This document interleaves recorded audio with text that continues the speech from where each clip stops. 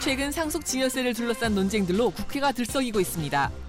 경제를 살리는 방법으로 상속증여세를 낮추는 방안을 제시하고 있는데요. 가업 승계 조건을 두고 실효성의 강조와 부작용의 우려 사이에서 의견이 분분한 상황. 더구나 세금 때문에 가업 승계를 꺼리는 중소기업들이 많아 폐업의 위기까지 온다고 합니다. 기업의 상황을 잘 파악하면 상속증여세를 낮출 수 있습니다. 하지만 현명하게 절세하여 100년 가업의 길을 걸을 수 있는 방법이 있다고 하는데요. 그 노하우 지금 소개합니다. 최근 아버지의 회사를 이어받기로 한 뒤 고민이 커져간다는 한 주인공을 만났는데요. 경영권을 넘겨받기 위해 여러모로 알아봤지만 세금에 대한 걱정은 줄지 않았다고 합니다. 아버님이 어렵게 꾸려오신 기업을 제가 가업승계 받기를 바라시는데요. 증여세가 만만치 않더라고요. 요즘 증여세 때문에 폐업하는 기업도 있다고 하는데 어떻게 해야 할지가 고민입니다. 아버지께서 열심히 회사를 꾸려온 덕분에 무려 8개의 법인으로 회사가 운영 중이라는데요. 그중 60% 넘는 지분을 현재 아들에게 승계하길 원한다는 겁니다. 상속세율이 높은 편이 우리나라에선 절세의 필요성이 절실한 상황. 그래서 전문가에게 상담을 받아보기로 하는데요. 기업 컨설팅 회사를 찾았습니다. 회사의 전반적인 상황과 내용을 먼저 파악하는 게 중요하다고 합니다.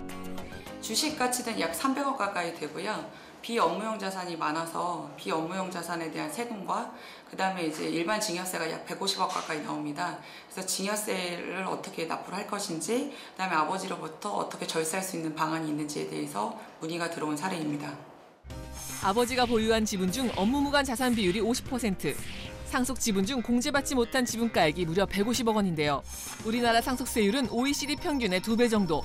절세를 위해선 상속과 증여에 대해 파악해야 합니다. 증여 특례 같은 경우에는 회사의 가치가 계속 상승된다고 가정할 때 낮은 가치일 때 미리 증여 과표를 정하는 방법으로 생각을 하시면 될 것 같고, 상속 공제의 경우에는 돌아가셨을 때 사업용으로 쓰고 있었던 재산에 대해 가지고 상속세 과표에서 제외시켜 준다, 이렇게 판단하시면 될 것 같습니다.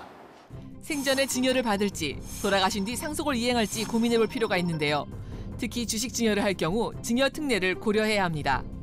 증여 특례를 받을 경우 과세 20%로 세금 혜택을 받을 수 있지만 이후 종업원의 수와 업종을 10년간 동일하게 유지해야 한다는 조건 또한 생각해야 하는 건데요. 그렇다면 꼭 주식 증여 특례를 받는 것이 좋을까요? 항상 그렇지는 않습니다. 이게 증여 특례를 할 때는 이제 모든 자산 중에서 비업무용 자산에 대해 가지고는 증여 특례 비율에서 제외시키기 때문에 증여 특례를 받기 전에 항상 이에 대해서 비율을 잘 체크를 한 다음에 받는 것이 좋습니다.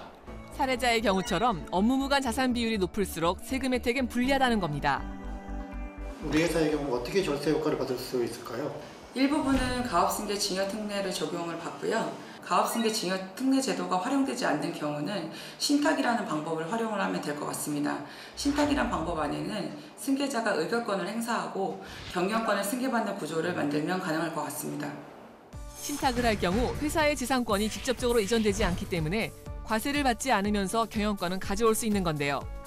뿐만 아니라 사전에 승계를 꺼려하는 경우에도 신탁은 신뢰할 수 있는 방법이라고 합니다. 승계자와 회사 경영에 있어 의견 충돌이 있을 시 다시 신탁을 통해 경영권을 보전할 수 있기 때문입니다. 신탁 외에도 기업의 상황에 맞게 여러 전략을 동원, 재무구조나 부채 비율 등을 분석해 가능하도록 하는 겁니다.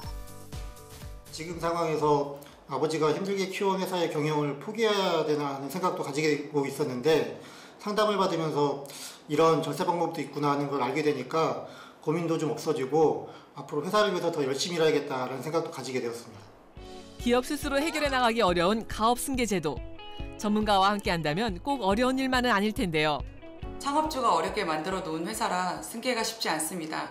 승계 시점을 놓치면 많은 세금과 비용이 수반됩니다. 합리적인 승계 규모를 정해서 질적인 구조만 잘 짜면 대표와 승계자 모두 만족하는 가업 승계가 이루어질 수 있습니다.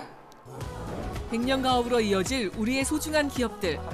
이젠 편견을 넘어 똑똑한 절세 혜택을 통해 장수 기업으로 성장하길 바랍니다. 진짜 잘하시네.